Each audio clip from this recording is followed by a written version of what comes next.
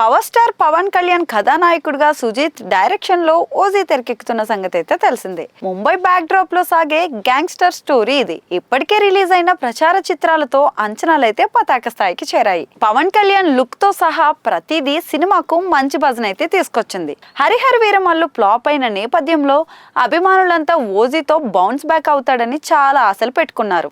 ఇక ఇందులో సుజిత్ పవన్ కళ్యాణ్ ని స్టైలిష్ గా చూపించబోతున్నారు. పవన్ రేంజ్ యాక్షన్ కంటెంట్ ఉన్న చిత్రంగా అభిమానులు అయితే దీన్ని ఆశిస్తున్నారు. అయితే ఇక్కడే పవన్ కళ్యాణ్ ని ఒక బ్యాడ్ సెంటిమెంట్ కూడా వెంటాడుతుంది. పవన్ కళ్యాణ్ కి గ్యాంగ్స్టర్ చిత్రాలు పెద్దగా కలిసిరాని చరిత్ర ఉంది. ఆయన కెరీర్ లో తొలిసారి బాలు అనే గ్యాంగ్స్టర్ సినిమా చేసిన సంగతి తెలిసిందే. అందులో గ్యాంగ్స్టర్ గా ఉన్న పవన్ ప్రియురాలి కోసం తానే డాన్ పైనే తిరగబడతాడు. అయితే ఈ కథ అప్పట్లో చాలా మందికి కనెక్ట్ అవ్వలేదు. దీంతో బాక్స్ ఆఫీస్ వద్ద ఫలితం అయితే తారుమారుగా వచ్చేసింది. ఇక ఆ తర్వాత చాలా కాలం పాటు మళ్ళీ గ్యాంగ్స్టర్ చిత్రాల వైపు అయితే వెళ్ళలేదు. వివిధ స్టోరీలు చేసుకుంటూ వచ్చేసారు. మరి ఇదే క్రమంలో పంజాతో సీన్ లోకి వచ్చారు. విష్ణువర్ధన్ దర్శకత్వంలో తెరకెక్కిన పంజా కథ కూడా బాలు లాగే ఉంటుంది.